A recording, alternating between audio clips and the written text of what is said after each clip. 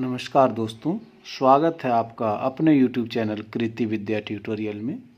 मैं हूं मिथिलेश वर्मा और आज हम लोग देखेंगे बाल विकास एवं शिक्षा शास्त्र का चैप्टर 2।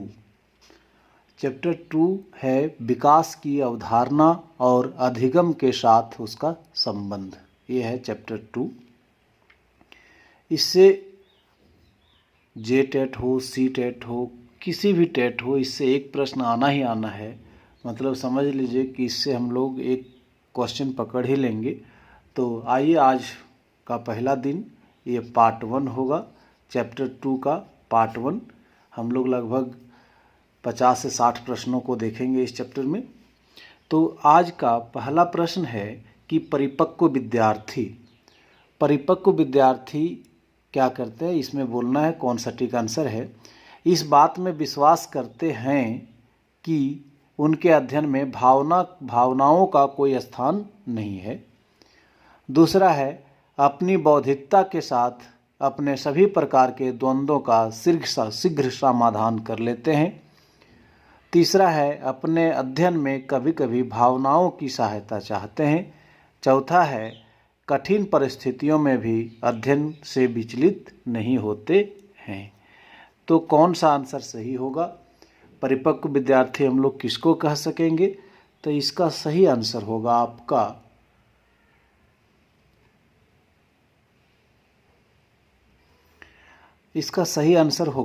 तीसरा। आपका सही आंसर होगा तीसरा। परिपक्व विद्यार्थी कभी कभी अपने अध्ययन में भावनाओं की सहायता चाहते हैं। तो इसका करेक्ट आंसर, सही उत्तर जो आपका होगा वह तीसरा होगा। परिपक्व विद्यार्थी उसी को कहते हैं जो अपने अध्ययन में कभी कभी भावनाओं की सहायता चाहते हैं। नेक्स्ट प्रश्न है दूसरा कि शिक्षण का विकासात्मक परिप्रेक्ष्य शिक्षकों से यह मांग करता है कि वे कठोर अनुशासन बनाए रखने वाले बने, क्योंकि बच्चे अक्सर जांच करते हैं या प्रयोग करते हैं। दूसरा है विकासात्मक कारकों के ज्ञान के अनुसार अनुदेशन युक्तियों का अनुकूलन करें। तीसरा है विभिन्न विकासात्मक अवस्था वाले बच्चों के साथ समान रूप से व्यवहार करें। चौथा है इस प्रकार का अधिगम उपलब्ध कराएं जिसका परिणाम केवल संज्ञानात्मक क्षेत्र के विकास में हो। तो इसका सही उत्तर होगा कि शिक्षण का विकासात्मक परिप्रेक्ष्य शिक्षकों से यह मांग करता है कि वे विकासात्मक कारकों के ज्ञान के अनुसार अनुदेशन युक्तियों का अनुकूलन करें। यही शिक्षण का विकासात्मक परिप्रेक्ष्य शिक्षकों से मांग करता है। तो इसका सही उत्तर जो होगा वह होगा दूसरा। तीसरा प्रश्न हम लोग देखेंगे। एक प्रसामान्य 12 वर्ष की आयु के बच्चे में सबसे अधिक होना संभव है। एक 12 वर्ष की आयु में सबसे अधिक होना संभव है क्या? कि कुल प्रेरक समन्वय में कठिनाई। दूसरा, वयस्कों का खुश रखने के बारे में दुश्चिंता की अनुभूति। अब और यहाँ में उसकी रुचियों को सीमित करना। चौथा है कि समकक्षी के अनुमोदन के लिए बेचैनी। तो 12 वर्ष की आयु में क्या बच्चे में सबसे अधिक होगा? तो इसका सही आंसर जो होगा वह होगा चौथा मतलब हो गया समकक्षी, मतलब एक उम्र के। तो समकक्षी के अनुमोदन के लिए बेचैन होना। तो थोड़ा लिख लेते हैं। समकक्षी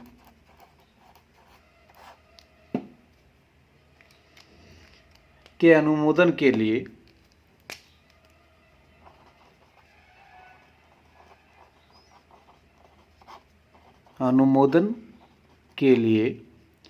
बेचैनी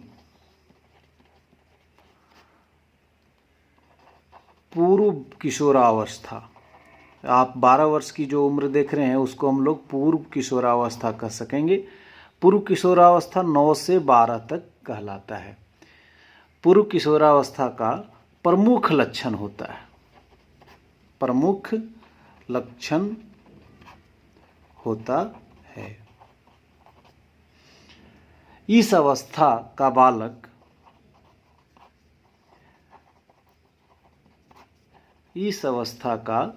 बालक अपने समूह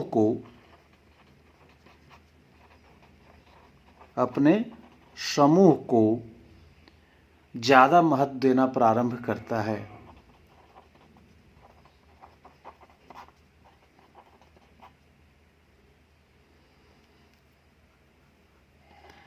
प्रारंभ कर देते हैं।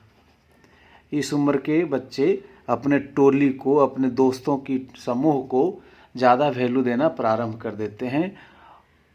वे उनका अनुमोदन प्राप्त करना चाहते हैं। तो हम लोग देखें कि 12 वर्ष की आयु के बच्चे में सबसे अधिक संभव क्या है? तो अपनी समकक्षी के अनुमोदन के लिए बेचैनी। तो सही आंसर होगा हमारा चौथा। नेक्स्ट है चौथा प्रश्न है कि अल्पवयस्क बच्चों के अधिगम में अभिभावकों की भूमिका होनी चाहिए। निषेधात्मक, अग्रसक्रिय, संवेदनात्मक, उदासीन। अल्पवयस्क बच्चों जो अभी वयस्क नहीं हैं लेकिन वयस्क बनने वाले हैं के अधिगम में अभिभावकों की कैसी भूमिका होनी चाहिए। निषेधात्मक मतलब होता है कि जो बोलें उसी को मना कर दीजिए, निषेध कर दीजिए मतलब मना कर दीजिए। तो आप अभिभावक हैं तो बच्चे जो चाहते हैं उसका आप मना कर देंगे। अग्रसक्रिय, आप आगे की सोच के रखने वाला रहेंगे। संवेदनात्मक, आप संवेदनशील रहेंगे। या उदासीन मतलब कुछ भी आप न्यूट्रल रहेंगे, मतलब बच्चे क्या कर रहे हैं, अल्पवयस्क बच्चा है आपका, क्या कर रहे हैं उससे आपको कोई लेना देना नहीं। तो इसमें सही आंसर आप कौन देंगे? तो इसका सही आंसर होगा अग्रसक्रिय।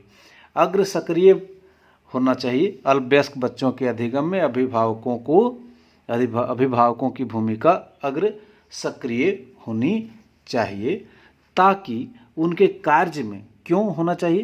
ताकि उनके कार्य में भटकाव की स्थिति उत्पन्न न हो पाए, उत्पन्न हो।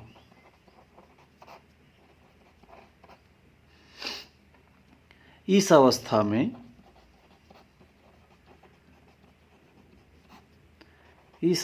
में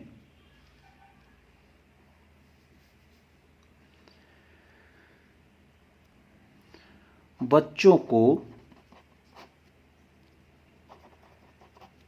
निर्देशन के साथ साथ परामर्श की भी आवश्यकता होती है।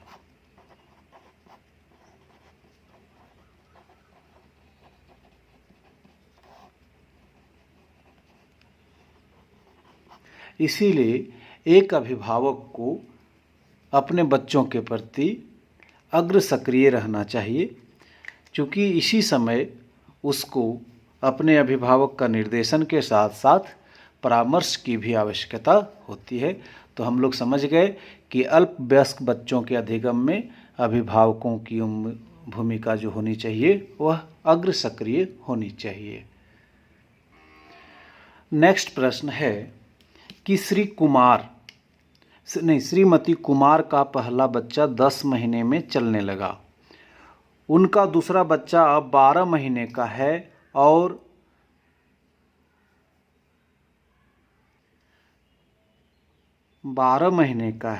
और अभी भी, ध्यान दीजिएगा थोड़ा मिस्टेक है, अभी भी नहीं चल रहा है।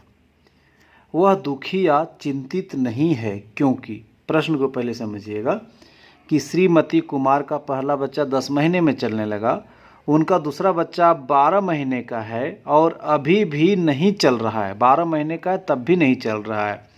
वह दुखी या चिंतित नहीं है क्योंकि, श्रीमती अभी भी चिंतित नहीं है क्योंकि उनके पति ने कहा है कि जब वे 14 महीने के नहीं हुए थे उन्होंने चलना शुरू नहीं किया था। दूसरा है, वह जानती है कि वह जितना अधिक इंतजार करेगी उतना ही अधिक पैर चलने के लिए मजबूत होंगे। तीसरा है, एक पड़ोसी का लड़का भी 18 महीने का है और वह भी नहीं चल रहा है। चौथा है, वह जानती है कि चलने के विकास के लिए वह अभी सामान्य समयबद्ध के अंदर है। तो इसका जो सही आंसर होगा ना वो होगा फोर्थ, क्योंकि ये अभी सामान्य समय से गुजर रहा है, ज़रूरी नहीं कि वो 12 महीने में चलने लगे। तो हम लोग थोड़ा सा ध्यान देंगे, इसमें फोर्थ नंबर हमारा सही आंसर होगा। बच्चों को अपने पैर पर चलने के लिए उसकी जो उपयुक्त आयु होती है वह 14 महीने की मानी जाती है। कितने महीने की मानी जाती है? 14 महीने की। लिख देते हैं थोड़ा सा। बच्चों को अपने पैर पर चलने के लिए उनकी उपयुक्त आयु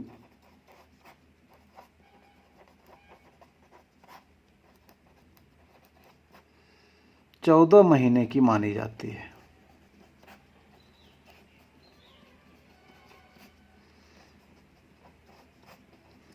तो ये बच्चा भी तो 12 महीने का ही है, इसलिए सामान्य है। अतः 12 महीने का बच्चा अगर नहीं चल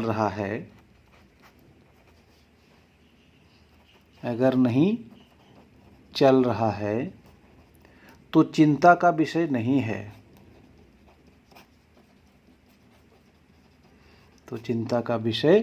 नहीं है, क्योंकि बालक का विकास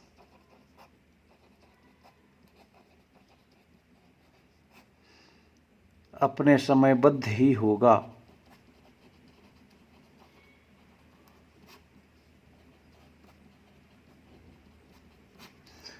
तो समझ गए कि इसका सही आंसर जो होगा वह फोर्थ होगा। यदि 12 महीने का बच्चा है तो उनकी माँ को टेंशन लेने का ज़रूरत नहीं है। ये जो उपयुक्त समय है चलने के लिए बच्चों का वह 14 महीना माना गया है। नेक्स्ट प्रश्न है कि निम्न में से किसको मुख्य ग्रंथि कहते हैं? मुख्य ग्रंथि या तो अधिकारी ग्रंथि किसको कहते हैं? थायराइड ग्रंथि को, एड्रीनल ग्रंथि को, एड्रीनल थोड़ा गलती लिखा गया है, ऐसे लिखाएगा एड्रीनल ग्रंथि को, तीसरा है अंतःस्रावी ग्रंथि को, चौथा है पीयूष ग्रंथि को। तो मुख्य ग्रंथि किसको कहते हैं? तो ध्यान दीजिएगा, मुख्य ग्रंथि जो है वह पीयूष ग्रंथि को कहते हैं। पीयूष ग्रंथि को क्या कहते हैं? तो पीयूष ग्रंथि को मुख्य अधिकारी कहा जाता है। मुख्य अधिकारी ग्रंथि कहा जाता है। क्योंकि इसका कारण क्या है? क्योंकि इस ग्रंथि के द्वारा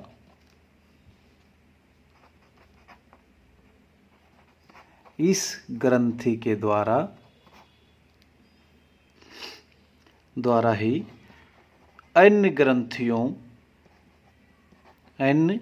ग्रंथियों को नियंत्रित व निर्देशित किया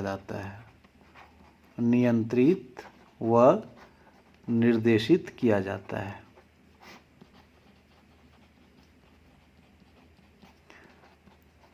इसीलिए पीयूष ग्रंथि को मुख्य अधिकारी ग्रंथि भी कहा जाता है, क्योंकि इसी ग्रंथि के द्वारा ही अन्य ग्रंथियों को नियंत्रित व निर्देशित किया जाता है। तो अधिकारी ग्रंथि कह लीजिए या मुख्य ग्रंथि कह लीजिए, आपका जो है वह है पीयूष ग्रंथि। नेक्स्ट है कि विकास के लिए निम्नलिखित में से कौन सा एक उचित कथन है? विकास के लिए, विकास जन्म के साथ प्रारंभ होता है और समाप्त होता है। दूसरा है सामाजिक सांस्कृतिक संदर्भ, विकास में एक महत्वपूर्ण भूमिका निर्वाह करता है। तीसरा है विकास एकल आयामी है। चौथा विकास पृथक होता है। तो इसमें कौन सा उचित कथन है? विकास जन्म से ही शुरू होता है और समाप्त होता है, ये तो गलत है। विकास एकल आयामी, ये भी गलत है। और विकास पृथक होता है, ये भी गलत है। तो इसमें जो सही होगा वह होगा सामाजिक सांस्कृतिक संदर्भ विकास में एक महत्वपूर्ण भूमिका निर्वाह करता है। ध्यान दे रखिएगा, सामाजिक सांस्कृतिक संदर्भ का प्रतिपादन कौन किया था? तो लीव वाइगोत्स्की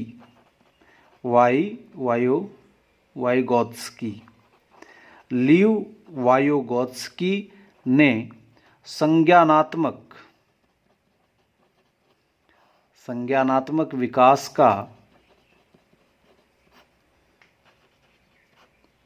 सामाजिक सांस्कृतिक सिद्धांत का प्रतिपादन किया।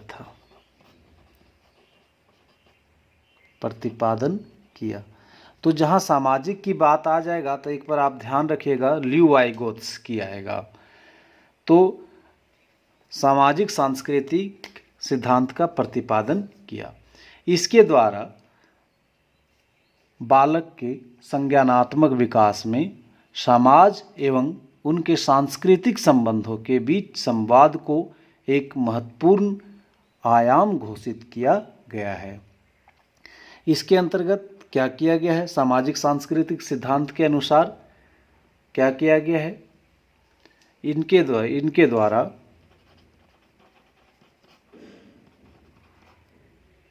बालक के संज्ञानात्मक विकास में समाज एवं सांस्कृतिक संबंधों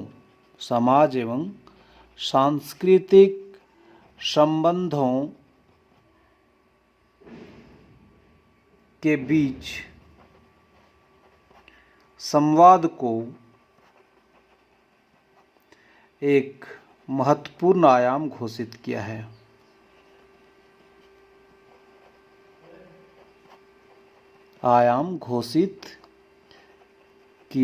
है। नेक्स्ट क्वेश्चन है कि बाल्यकाल होता है जन्म से लेकर के 3 वर्ष की आयु तक, तीसरे वर्ष से लेकर के 6 वर्ष की आयु तक, छठे वर्ष से लेकर 12 वर्ष की आयु तक, और चौथा होता है दूसरे वर्ष से लेकर 10 या 12 वर्ष की आयु तक। तो बाल्यकाल का जो सही उम्र है वो पूछा जा रहा है। तो इसका सही आंसर होगा आपका तीसरा, छठे वर्ष से लेकर के 12 वर्ष तक की आयु। तो इसको हम लोग थोड़ा बढ़िया से देख लेते हैं कि बाल विकास को सामान्य 4 अवस्थाओं में होकर गुजरना पड़ता है। कितने अवस्था? 4 अवस्था। थोड़ा देख लेते हैं सामान्य रूप से, कहीं कहीं आपको 5-6 मिलेगा, लेकिन हम लोग सामान्यतः देखते हैं कि 4 अवस्था कौन कौन होगा। तो आपका जो शैशवा अवस्था होगा, शैशवा अवस्था जो होगा वह जन्म से 5 या 6 वर्ष तक होता है। शैशवा अवस्था जन्म से 5 या 6 वर्ष तक। तो दूसरा है आपका बाल्यावस्था। बाल्यावस्था आपका होगा 5 से 6 वर्ष से 12 वर्ष तक। आपका शुरू कहीं कहीं 5 से भी मिलेगा, कहीं 6 से मिलेगा। तो आपका देखिए, हम लोग का यहाँ जो प्रश्न पूछा गया है वह बाल्यावस्था पूछा गया है। तो 5 से 6 वर्ष से 12 वर्ष तक, इसलिए छठे वर्ष आ गया इसमें। तो छठे वर्ष से लेकर 12 वर्ष तक की आयु को हम लोग बाल्यावस्था कहते हैं। तीसरा जो हो जाता है हम लोगों का, वह हो जाता है किशोरावस्था। किशोरावस्था जो है आपका शुरू होगा 12 वर्ष से लेकर के आपका 18 वर्ष तक आपका किशोरावस्था कहलाता है। और लास्ट जो हम लोग चौथा अवस्था बोलेंगे वह बोलेंगे प्रौढ़ावस्था। तो प्रौढ़ावस्था आपका हो जाएगा 18 वर्ष से लेकर के 40 वर्ष तक। तो ये 4 अवस्थाएं हम लोग देखें मुख्यतः। तो हम लोग यहाँ बाल्यावस्था की बात कर रहे थे, तो बाल्यावस्था का जो सही उम्र होगा वह होगा 5 से 6 वर्ष से लेकर के 12 वर्ष तक। तो उपयुक्त हमारा जो करेक्ट आंसर होगा वह होगा तीसरा। नेक्स्ट प्रश्न है कि बचपन का सांप्रतिक दृष्टिकोण की मान्यता है कौन? बहुत तरीके से बच्चे प्राप्त वयस्कों के बराबर हो जाते हैं। दूसरा है बच्चों को युवा प्राप्त वयस्कों के रूप में सबसे अच्छा माना जाता है। बचपन आधारिक रूप से प्रतीक्षा अवधि है। और चौथा है बचपन वृद्धि एवं परिवर्तन का एक अनूठी अवधि है। बचपन के बारे में क्या मानना है, क्या कॉन्सेप्ट है हम लोगों का? तो बचपन के बारे में आप क्या इसमें सही इन चारों में से सबसे सही कौन है? बहुत तरीके से बच्चे प्राप्त वयस्कों के बराबर हो जाते हैं, ये गलत है। बच्चों को युवा प्राप्त वयस्कों के रूप में सबसे अच्छा माना जाता है। बचपन आधारिक रूप से प्रतीक्षा अवधि है, नहीं। सबसे सटीक आंसर जो होगा वह होगा चौथा। बचपन जो होता है वह वृद्धि एवं परिवर्तन का एक अनूठी अवधि है। तो हम लोग इसका जो सही आंसर देंगे वह होगा 4th नंबर। इसका सही आंसर होगा 4th। बचपन वृद्धि एवं परिवर्तन का एक अनूठी अवधि है। नेक्स्ट प्रश्न है कि विकास के किस काल को अत्यधिक दबाव और तनाव का काल कहा गया है? अत्यधिक दबाव और तनाव का काल कहा गया है किशोरावस्था। दूसरा है प्रौढ़ावस्था। तीसरा है मध्यावस्था। चौथा है वृद्धावस्था। अधिक दबाव और तनाव का काल किसको कहा गया है? तो इसका सही आंसर होगा किशोरावस्था को। किशोरावस्था को अत्यधिक तनाव और दबाव का काल कहा गया है। कौन बोला है? Stanley hall. ये किसने बोला है? Stanley hall. स्टैनले हॉल के अनुसार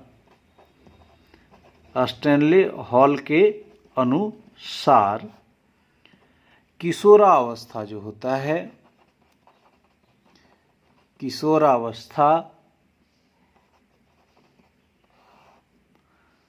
संघर्ष,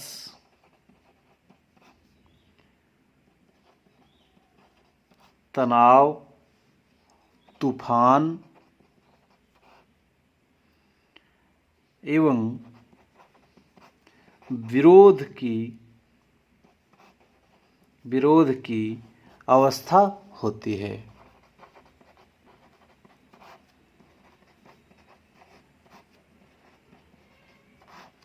स्टैनले हॉल के अनुसार किशोरावस्था संघर्ष, तनाव, तूफान एवं विरोध की अवस्था होती है। तो यहाँ देख रहे हैं आपका दबाव और तनाव का काल कहा गया है। तो किस अवस्था को? तो किशोरा अवस्था को। इसका सही आंसर जो होगा वह होगा किशोरावस्था। नेक्स्ट प्रश्न है कि निम्नलिखित में से कौन सा कथन विकास और अधिगम के बीच संबंध को सर्वश्रेष्ठ रूप में जोड़ता है, सबसे अच्छे तरीके से जोड़ता है? किसको किसको? विकास और अधिगम को सर्वश्रेष्ठ रूप में जोड़ता है। इसका कौन सा है? विकास अधिगम से स्वतंत्र है। अधिगम विकास के पीछे रहता है, गलत। अधिगम और विकास समानार्थक पारिभाषिक शब्द है, ये भी गलत।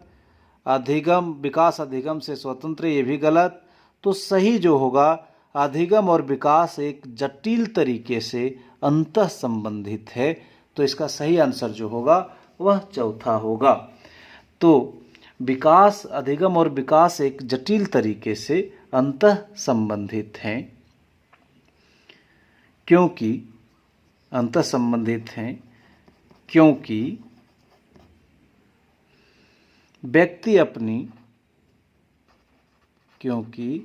व्यक्ति अपनी दैनिक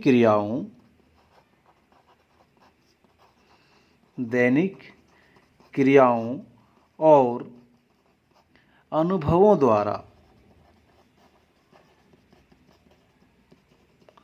कुछ न कुछ सीखता है, कुछ न कुछ सीखता है। अतः विकास और अधिगम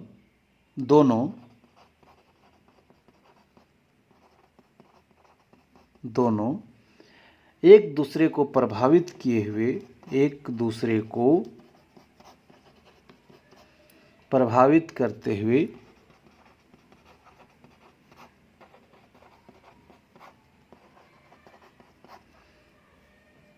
विकसित होते हैं।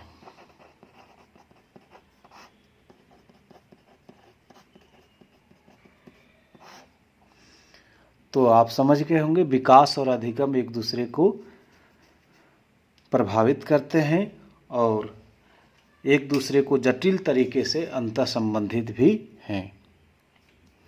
नेक्स्ट है 12, चरित्र का विकास होता है। चरित्र का विकास, चरित्र का डेवलपमेंट होता है इच्छा शक्ति द्वारा, बर्ताव एवं व्यवहार द्वारा, नैतिकता द्वारा, उपरोक्त सभी के द्वारा। तो इसका सही आंसर जो होगा वह होगा उपरोक्त सभी के द्वारा। चरित्र का विकास ये तीनों के द्वारा होता है।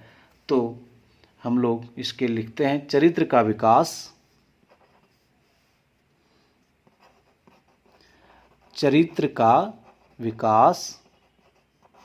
व्यक्ति की इच्छा शक्ति द्वारा, इच्छा शक्ति, व्यवहार तथा नैतिकता के आधार पर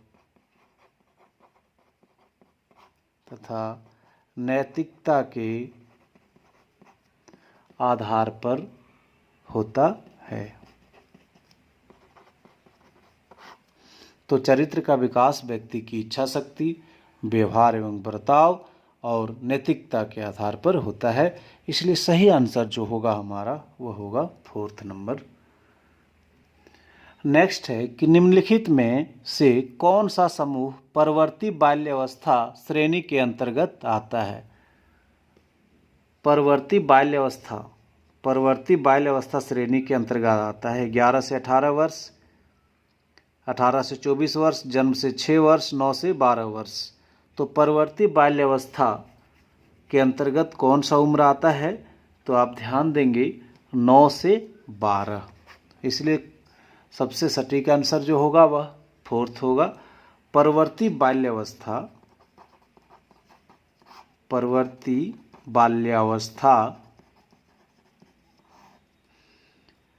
की आयु 9 से 12 वर्ष तक, 9 से 12 वर्ष तक मानी जाती है।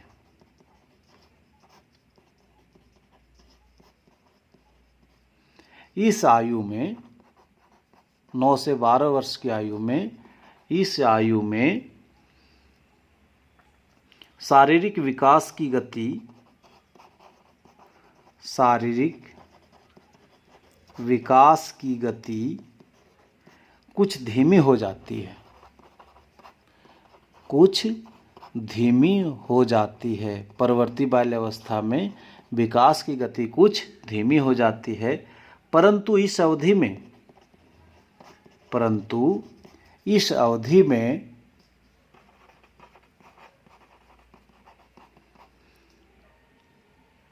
शारीरिक विकास,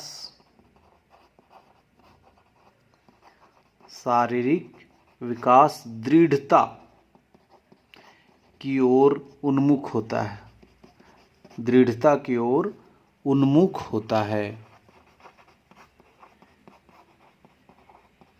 यही कारण है कि 9 से 12 वर्ष की अवधि को 12 वर्ष की अवधि को परिपाक काल भी कहा जाता है।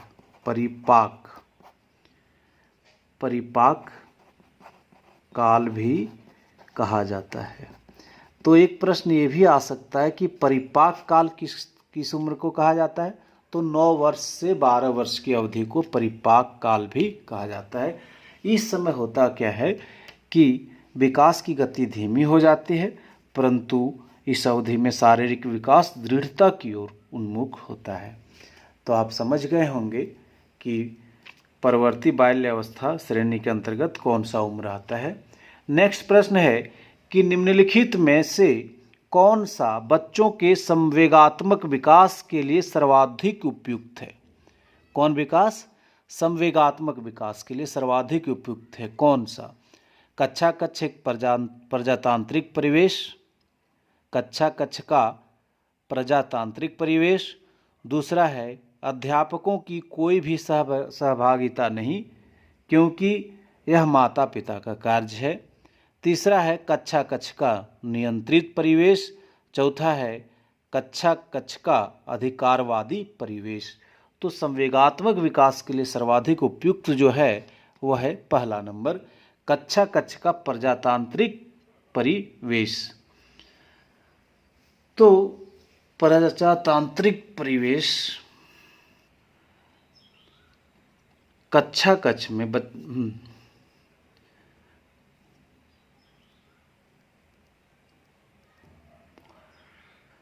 बच्चों के संवेगात्मक विकास के लिए कक्षा कक्ष में प्रजातांत्रिक परिवेश, कौन परिवेश? प्रजातांत्रिक परिवेश का होना आवश्यक है, ताकि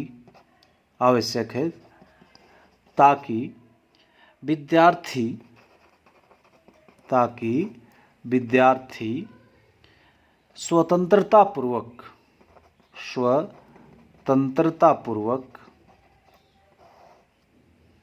अपने विचारों,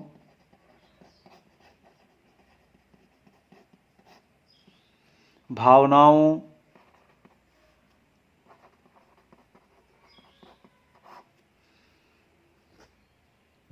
आदि का अभिव्यक्ति कर सके